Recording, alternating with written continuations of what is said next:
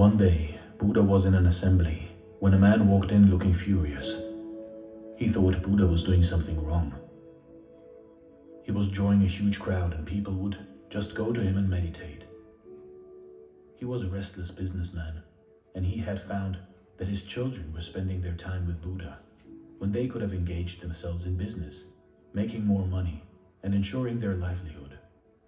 He felt that spending 4 hours of their day seated next to someone whose eyes were always closed was a complete waste of time. So the father of the family was very upset, and he said, "I am going to teach this man a lesson." With anger in his heart, he walked confidently up to Buddha. As soon as he approached Buddha, all of his thoughts disappeared, but the anger in him did not dissipate. He was shaking and he found himself speechless. Since he was unable to express his emotions in words, he simply spat on Buddha's face. Buddha, in return, simply smiled. His disciples who were sitting with him were furious. They wanted to react and were ready to jump, but the Buddha's presence didn't allow them to do so. They just couldn't believe someone could behave in such a reprehensible manner with the Buddha. But they couldn't say anything, and this man could not stay longer either. He noticed his action had not drawn any reaction from the people around him, and the Buddha had simply smiled in return. A few minutes later he thought, "If I stay longer, I will burst, I will explode." So he walked away.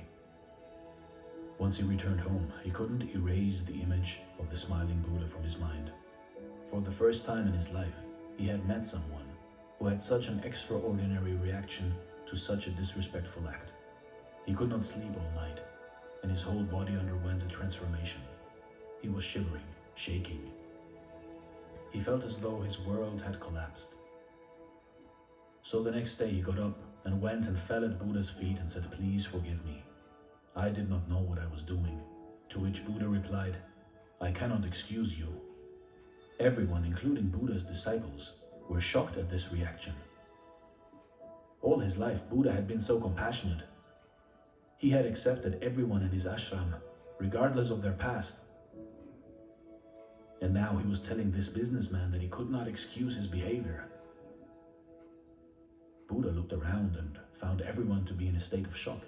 So he explained, "Why should I excuse you when you have not done anything? What wrong have you done that I should excuse your behavior?" The businessman replied, "Yesterday I came to this assembly, and in my anger, I spat on your face. I am the same person, it is me." Buddha said, "That person is not here anymore. If I ever meet the person on whom you spat, I'll tell him to excuse you. For me, to the person who's right here in this moment, you are wonderful. You have done nothing wrong." You see, in life, when do we truly forgive a person? True forgiveness is when you forgive a person, and that someone doesn't even know that he is being forgiven. That person shouldn't feel guilty for his deed.